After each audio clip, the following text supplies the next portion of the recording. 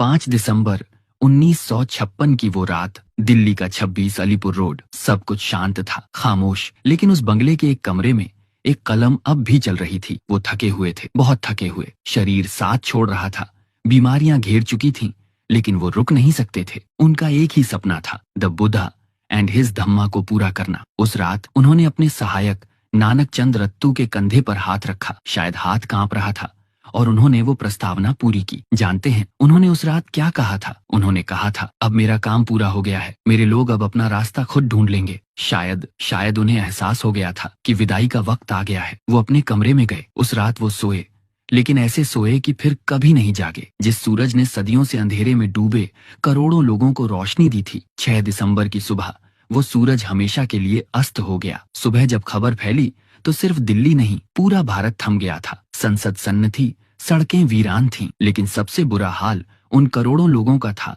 जिन्हें उन्होंने इंसान होने का हक दिलाया था। उस दिन दलितों, शोषितों और वंचितों ने खुद को दूसरी बार अनाथ महसूस किया। जब उनका पार्थिव शरीर दिल्ली से मुंबई लाया गया तो मंजर देखने लायक था। दादर की चौपाटी पर उस दिन 2 समंदर थे, एक अरब सागर का समंदर और दूसरा आंसुओं और जज्बातों का वो इंसानी समंदर जो अपने बाबा को आखिरी विदाई देने आया था। लोग रो रहे थे, चिल्ला रहे थे, जैसे उनका सब कुछ लुट गया हो। लेकिन सुनिए, वो मरे नहीं, बाबा साहब मरे नहीं। वो अपनी आखिरी सांस तक लड़ते रहे, सिर्फ हमारे लिए। जाते जाते वो हमें रोता हुआ नहीं छोड़ गए। वो हमारे हाथ में संविधान की ढाल और धम्म का रास्ता थमा गए। उन्होंने उस आखिरी रात को मौत को गले नहीं लगाया, बल्कि अमर होने को चुना। आज 6 दिसंबर है। आज मातम का दिन नहीं, आज संकल्प का दिन है। जब तक भारत का संविधान है, जब तक हमारी रगों में खून दौड़ रहा है और जब तक हम सर उठाकर जी रहे हैं, बाबा साहब जिंदा हैं, बाबा साहब जिंदा हैं। जय भीम।